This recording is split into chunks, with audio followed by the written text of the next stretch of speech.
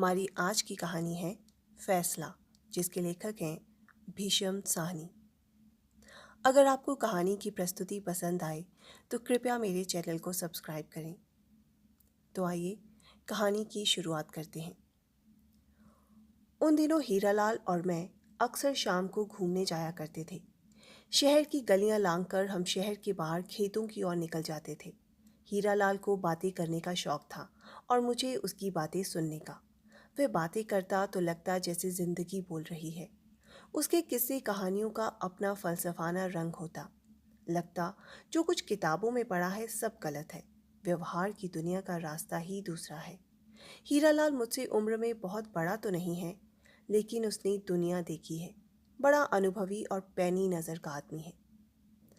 उस रोज़ हम गलियां लांघ चुके थे और बाग की लंबी दीवार को पार ही कर रहे थे जब हीरालाल को अपने परिचय का एक आदमी मिल गया। हीरालाल उससे बगलगीर हुआ, बड़े तपाक से उससे बतियाने लगा, मानो बहुत दिनों बाद मिल रहा हो। फिर मुझे संबोधन करके बोला, आओ मैं तुम्हारा परिचय कराऊं, ये शुक्ला जी हैं। और गदगद आवाज़ में कहने लगा, इस शहर में चिराग लेकर भी ढूंढने जाओ तो इन जैसा नेक आदमी तुम्हें नहीं मिलेगा। शुक्ला जी के चेहरे पर विनम्रतावश हल्की सी लाली दौड़ गई। उन्होंने हाथ जोड़े और एक धीमी सी झेम भरी मुस्कान उनके होंठों पर कांपने लगी। इतना नेक सीरत आदमी ढूंढे भी नहीं मिलेगा। जिस ईमानदारी से इन्होंने जिंदगी बिताई है, मैं तुम्हें क्या बताऊं। ये चाहते तो महल खड़े कर लेते, लाखों रुपया इकट्ठा कर लेते। शुक्ला जी और ज्यादा झेपने लगे। तभी मेरी नज़र उनके कपड़ों पर गई। उनका लिबास सचमुच बहुत सादा था। सस्ते से जूते, घर का धुला पजामा, लंबा बंद गले का कोट और खिचड़ी मूछें। मैं उन्हें हेड क्लर्क से ज़्यादा का दर्जा नहीं दे सकता था। जितनी देर उन्होंने सरकारी नौकरी की, एक पैसे के रवादार नहीं हुए, अपना हाथ साफ रखा। हम दोनों एक साथ ही नौकरी करने लगे थे। ये पढ़ाई के फौरन ही बाद कंपटीशन में बैठ गए और कामयाब हो गए थे और जल्द ही मैजिस्ट्रेट बनकर फिरोजपुर में नियुक्त हुए थे। मैं भी उन दिनों वहीं पर था। मैं प्रभावित होने लगा। शुक्ला जी अभी लज्जाते हाथ जोड़े खड़े थे और अपनी तारीफ सुनकर सिकुड़ते जा रहे थे। इतनी सी बात तो मुझे भी खटकी कि साधारण कुर्ता पजामा पहनने वाले लोग आमतौर पर मैजिस्ट्रेट या जज नहीं होते। जज होते तो कोट पतलून होती या 2-3 अर्दली आसपास घूमते नजर आते। कुर्ता पजामा में भी कोई न्यायाधीश हो सकता है। इस झेप, विनम्रता, प्रशंसा में ही ये बात रह गई कि शुक्ला जी अब कहाँ रहते हैं, क्या रिटायर हो गए हैं या अभी भी सरकारी नौकरी करते हैं। और उनका कुशल क्षेम पूछकर हम लोग आगे बढ़ गए। ईमानदार आदमी क्यों इतना ढीला ढाला होता है, क्यों सकुचाता झेंपता रहता है, ये बात कभी भी मेरी समझ नहीं आई। शायद इसलिए कि ये दुनिया पैसे की है। जेब में पैसा हो तो आत्मसम्मान की भावना आ जाती है, पर अगर जूते सस्ते हों और पजामा घर का धुला हो तो दामन में ईमानदारी भरी रहने पर भी आदमी झेमता सकुचाता ही रहता है। शुक्ला जी ने धन कमाया होता, भले ही बेईमानी से कमाया होता, तो उनका चेहरा दमकता, हाथ में अंगूठी दमकती, कपड़े चमचम करते, जूते चमचमाते, बात करने के ढंग में भी रौब झलकता। खैर, हम चल दिए। बाग की दीवार पीछे छूट गई। हमने पुल पार किया और शीघ्र ही प्रकृति के विशाल आंगन में पहुंच गए। सामने हरे भरे खेत थे और दूर नीलिमा की झीनी चादर ओढ़े छोटी छोटी पहाड़ियां खड़ी थी। हमारी लंबी सैर शुरू हो गई थी। इस माहौल में हीरालाल की बातों में अपने आप ही दार्शनिकता की पुट आ जाती है। एक प्रकार की तटस्थता, कुछ कुछ वैराग्य सा, मानो प्रकृति की विराट पृष्ठभूमि के आगे मानव जीवन के व्यवहार को देख रहा हो। थोड़ी देर हम चुपचाप चलते रहे। फिर हीरालाल ने अपनी बाह मेरी बाह में डाल दी और धीमे से हंसने लगा। सरकारी नौकरी का असूल ईमानदारी नहीं है, दफ्तर की फाइल है। सरकारी अफसर को दफ्तर की फाइल के मुताबिक चलना चाहिए। हीरालाल मानो अपने आप से बातें कर रहा था। वह कहता गया, इस बात की उसे फिक्र नहीं होनी चाहिए कि सच क्या है और झूठ क्या है, कौन क्या कहता है। बस ये देखना चाहिए कि फाइल क्या कहती है। ये तुम क्या कह रहे हो? मुझे हीरालाल का तर्क बड़ा अटपटा लगा। हर सरकारी अफसर का फर्ज है कि वे सच की जांच करे। फाइल में तो अंट संट भी लिखा रह सकता है। ना ना ना, फाइल का सच ही उसके लिए एकमात्र सच है। उसी के अनुसार अफसर को चलना चाहिए, ना 1 इंच इधर ना 1 इंच उधर। उसे ये जानने की कोशिश नहीं करनी चाहिए कि सच क्या है और झूठ क्या है। ये उसका काम नहीं। बेगुनाह बेशक पिसते रहें। हीरालाल ने मेरे सवाल का कोई जवाब नहीं दिया। इसके विपरीत मुझे इन्हीं शुक्ला जी का किस्सा सुनाने लगा। शायद इन्हीं के बारे में सोचते हुए उसने ये टिप्पणी की थी। जब ये आदमी जज होकर फिरोजपुर में आया तो मैं वहीं रहता था। ये उसकी पहली नौकरी थी। ये आदमी सचमुच इतना नेक, इतना मेहनती, इतना ईमानदार था कि तुम्हें क्या बताऊं। सारा वक्त इसे इस बात की चिंता लगी रहती थी कि इसके हाथ से किसी बेगुनाह को सज़ा ना मिल जाए। फैसला सुनाने से पहले इससे भी पूछता, उससे भी पूछता, असलियत क्या है, दोष किसका है, गुनहगार कौन है। मुलजिम तो मीठी नींद सो रहा होता और जज की नींद हराम हो जाती थी। अगर मैं भूल नहीं करता तो अपनी माँ को इसने वचन भी दिया था कि वह किसी बेगुनाह को सज़ा नहीं देगा। ऐसी ही कोई बात उसने मुझे सुनाई भी थी। छोटी उम्र में सभी लोग आदर्शवादी होते हैं। वह ज़माना भी आदर्शवाद का था, मैंने जोड़ा।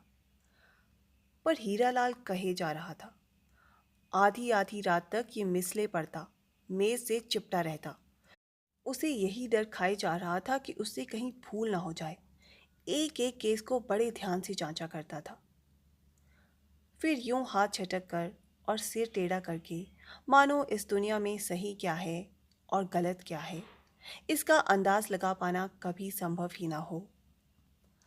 हीरालाल कहने लगा, उन्हीं दिनों फिरोजपुर के नज़दीक एक कस्बे में एक वारदात हो गई और केस जिला कचहरी में आया।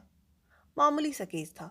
कस्बे में रात के वक्त किसी राह चलते मुसाफिर को पीट दिया गया और उसकी टांग तोड़ दी गई थी। पुलिस ने कुछ आदमी हिरासत में ले लिए थे और मुकदमा इन्हीं शुक्ला जी की कचहरी में पेश हुआ था। आज भी वह सारी घटना मेरी आंखों के सामने आ गई है। अब जिन लोगों को हिरासत में ले लिया गया था उनमें इलाके का जिलेदार और उसका जवान बेटा भी शामिल थे। पुलिस की रिपोर्ट थी कि जिलेदार ने अपनी लठैत भेजकर उस राहगीर को पिटवाया है। जिलेदार खुद भी पीटने वालों में शामिल था। साथ में उसका जवान बेटा और कुछ अन्य लठैत भी थे। मामला वहां रफा दफा हो जाता अगर उस राहगीर की टांग न टूट गई होती। मामूली मारपीट की होती तो पुलिस परवाह नहीं करती, लेकिन इस मामले को तो पुलिस नज़रअंदाज नहीं कर सकती थी। खैर, गवाह पेश हुए। पुलिस ने भी मामले की तहकीकात की और पता चला कि जिलेदार ने उस आदमी को पिटवाया है और पीटने वाले राहगीर को अधमरा समझकर छोड़ गए। 3 महीने तक केस चलता रहा। हीरालाल कहने लगा, केस में कोई उलझन, कोई पेचीदगी कुछ न था। पर हमारे शुक्ला जी को चैन कहाँ। इधर जिलेदार के हिरासत में लिए जाने पर, हालांकि बाद में उसे जमानत पर छोड़ दिया गया था, कस्बे भर में तहलका समझ गया था। जिलेदार को तो तुम जानते हो ना। जिलेदार का काम मालगुजारी उगाहना होता है और गांव में उसकी बड़ी हैसियत होती है। यूं में सरकारी कर्मचारी नहीं होता। खैर, तो जब फैसला सुनाने की तारीख नज़दीक आई तो शुक्ला जी की नींद हराम। कहीं गलत आदमी को सज़ा ना मिल जाए, कहीं कोई बेगुनाह मारा ना जाए। उधर पुलिस तहकीकात करती रही थी। इधर शुक्ला जी ने अपनी प्राइवेट तहकीकात शुरू कर दी। इससे पूछ, उससे पूछ। जिस दिन फैसला सुनाया जाना था उससे एक दिन पहले शाम को ये सज्जन उस कस्बे में जा पहुंचे और वहां के तहसीलदार से जा मिले। वे उनकी पुरानी जान पहचान का था। उन्होंने उससे भी पूछा कि भाई बताओ, अंदर की बात क्या है। तुम तो कस्बे के अंदर रहते हो, तुमसे तो कुछ छिपा नहीं रहता है। अब जब तहसीलदार ने देखा कि जिला कचहरी का जज चलकर घर आया है तो जज का बड़ा रुतबा होता है। उसने अंदर की रही सही बात शुक्ला जी को बता दी। शुक्ला जी को पता चल गया कि सारी कारस्तानी कस्बे के थानेदार की है, सारी शरारत उसी की है। उसकी कोई पुरानी अदावत जिलेदार के साथ थी और वह जिलेदार से बदला लेना चाहता था। एक दिन कुछ लोगों को भिजवाकर एक राह जाते मुसाफिर को उसने पिटवा दिया, उसकी टांग तोड़वा दी और जिलेदार और उसके बेटे को हिरासत में ले लिया। फिर एक के बाद एक झूठी गवाही। अब कस्बे के थानेदार की मुखालफत कौन करे? किसकी हिम्मत? तहसीलदार ने शुक्ला जी से कहा कि मैं कुछ और तो नहीं जानता, पर इतना ज़रूर जानता हूँ कि जिलेदार बेगुनाह है, उसका इस पिटाई से दूर का भी वास्ता नहीं। वहाँ से लौटकर शुक्ला जी दो एक जगह और भी गए। जहाँ गए वहाँ उन्होंने जिलेदार की तारीफ ही सुनी। जब शुक्ला जी को यकीन हो गया कि मुकदमा सचमुच झूठा है, तो उसने घर लौटकर अपना पहला फैसला फौरन बदल दिया और दूसरे दिन अदालत में अपना नया फैसला सुना दिया और जिलेदार को बिना शर्त रिहा कर दिया। उस दिन वे मुझे क्लब में मिला। वे सचमुच बड़ा खुश था। उसे बहुत दिनों बाद चैन नसीब हुआ था। बार बार भगवान को शुक्र कर रहा था कि वे अन्याय करते करते बच गया, वरना उसे बहुत बड़ा पाप होने जा रहा था। मुझसे बहुत बड़ी भूल हो रही थी। ये तो अचानक ही मुझे सूझ गया और मैं तहसीलदार से मिलने चला गया, वरना मैंने तो अपना फैसला लिख ही डाला था। उसने कहा। हीरालाल की बात सुनकर मैं सचमुच प्रभावित हुआ। अब मेरी नज़र में शुक्ला सस्ते जूतों और मैले कपड़ों में एक ईमानदार इंसान नहीं था, बल्कि एक गुर्दे वाला, जिंदा दिल और जीवट वाला व्यक्ति था। उसे बाग की दीवार पर खड़ा देखकर जो अनुकंपा सी मेरे दिल में उठी थी, वह जाती रही और मेरा दिल उसके प्रति श्रद्धा से भर उठा। हमें सचमुच ऐसे ही लोगों की ज़रूरत है जो मामले की तह तक जाएं और निर्दोष को आंच तक न आने दें। खेतों की मेड़ों के साथ चलते चलते हम बहुत दूर निकल आए थे। वास्तव में उस सफ़ेद बुत तक जा पहुंचे थे जहां से हम अक्सर दूसरे रास्ते से मुड़ने लगते। फिर जानते हो क्या हुआ? हीरालाल ने बड़ी आत्मीयता से कहा। कुछ भी हुआ हो हीरालाल, मेरे लिए इतना ही काफ़ी है कि ये आदमी जीवट वाला और ईमानदार है, अपने उसूल का पक्का रहा। सुनो सुनो, एक उसूल ज़मीर का होता है और दूसरा फाइल का। हीरालाल ने दानिशमंदों की तरह सिर हिलाया और बोला, आगे सुनो। फैसला सुनाने की देर थी कि थानेदार तड़प उठा। उसे तो जैसे सांप ने डस लिया हो। चला था जिलेदार को नीचा दिखाने, उल्टा सारे कस्बे में लोग उसी की लानत मलामत करने लगे। चारों ओर थू थू होने लगी। उसे तो उल्टे लेने के देने पड़ गए थे, पर वह भी पक्का घाघ था। उसने आप देखा ना ताप, सीधा डेप्यूटी कमिश्नर के पास जा पहुंचा। जहां डीसी जिले का हाकिम होता है, वहां थानेदार अपने कस्बे का हाकिम होता है। डीसी से मिलते ही उसने हाथ बांध लिए कि हजूर, मेरी इस इलाके से तब्दीली कर दी जाए। डिप्टी कमिश्नर ने कारण पूछा तो बोला, हुजूर, इस इलाके को काबू में रखना बड़ा मुश्किल काम है। यहाँ चोर डकैत बहुत हैं, बड़े मुश्किल से काबू में रखे हुए हूँ। मगर हुजूर, जहाँ ज़िले का जज ही रिश्वत लेकर शरारती लोगों को रिहा करने लगे, वहाँ मेरी कौन सुनेगा? कस्बे का निज़ाम चौपट हो जाएगा। और उसने अपने ढंग से सारा किस्सा सुनाया। डीसी सुनता रहा। उसके लिए ये पता लगाना कौन सा मुश्किल काम था कि किस अफसर ने रिश्वत ली है या नहीं ली है, कब ली है और किससे ली है। थानेदार ने साथ में ये भी जोड़ दिया कि फैसला सुनाने के एक दिन पहले जज साहब हमारे कस्बे में तशरीफ़ लाए थे। डीसी ने सोच विचार कर कहा, अच्छी बात है, हम मिसल देखेंगे। तुम मुकदमे की फ़ाइल मेरे पास भिजवा दो। थानेदार की बाँछें खिल गई। वह चाहता ही यही था। उसने झट से फिर हाथ बांध लिए और कहा, हुजूर, एक और अर्ज है। मिसल पढ़ने के बाद अगर आप मुनासिब समझें तो इस मुकदमे को हाई कोर्ट में अपील करने की इजाज़त दी जाए। आखिर वही हुआ जिसकी उम्मीद थी। डिप्टी कमिश्नर ने मुकदमे की मिसल मंगवा ली। शुरू से आखिर तक वह मुकदमे के कागजात देख गया, सभी गवाहियाँ देख गया।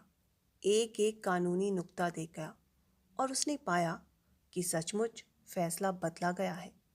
कागजों के मुताबिक तो जिलेदार मुजरिम निकलता था। मिसल पढ़ने के बाद उसे थानेदार की ये मांग जायज़ लगी कि हाई कोर्ट में अपील दायर करने की इजाज़त दी जाए। चुनाचे उसने इजाज़त दे दी। फिर क्या, शक की गुंजाइश ही नहीं रही थी। डीसी को भी शुक्ला की ईमानदारी पर शक होने लगा। कहते कहते हीरालाल चुप हो गया। धूप कब की ढल चुकी थी और चारों ओर शाम के अवसादपूर्ण साए उतरने लगे थे।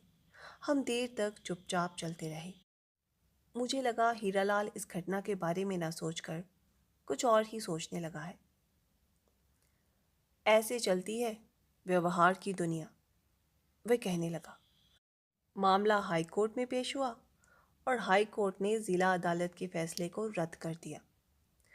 जिलेदार को फिर से पकड़ लिया गया और उसे 3 साल की कड़ी सज़ा मिल गई। हाई कोर्ट ने अपने फैसले में शुक्ला पर लापरवाही का दोष लगाया और उसकी न्यायप्रियता पर भी संदेह प्रकट किया। इस एक मुकदमे से शुक्ला का दिल टूट गया। उसका मन ऐसा खट्टा हुआ कि उसने जिले से तब्दीली करवाने की दरख्वास्त दे दी। और सच मानो, उस एक फैसले के कारण ही वह जिले भर में बदनाम होने लगा था। सभी कहने लगे, रिश्वत लेता है। बस इसके बाद 5-6 साल तक वह उसी महकमे में घिसटता रहा। इसका प्रमोशन रुका रहा। इसीलिए कहते हैं, सरकारी अफसर को फाइल का दामन कभी नहीं छोड़ना चाहिए। जो फाइल कहे वही सच, बाकी सब झूठ। अंधेरा घिर आया था और उस अंधेरे में ही धीमे धीमे शहर की ओर लौटने लगे थे। मैं समझ सकता हूँ कि शुक्ला के दिल पर क्या बीती होगी और वह कितना हतबुद्धि और परेशान रहा होगा। वह जो न्यायप्रियता का वचन अपनी माँ को देकर आया था। फिर क्या हुआ? जजी छोड़कर शुक्ला जी कहाँ गए? अध्यापक बन गया, और क्या। एक कॉलेज में दर्शन शास्त्र पढ़ाने लगा। सिद्धांतों और आदर्शों की दुनिया में एक ईमानदार आदमी इत्मीनान से रह सकता है। बड़ा कामयाब अध्यापक बना। ईमानदारी का दामन इसने अभी भी नहीं छोड़ा है। इसने बहुत सी किताबें लिखी हैं, बढ़िया से बढ़िया किताबें लिखता है, पर व्यवहार की दुनिया से दूर, बहुत दूर।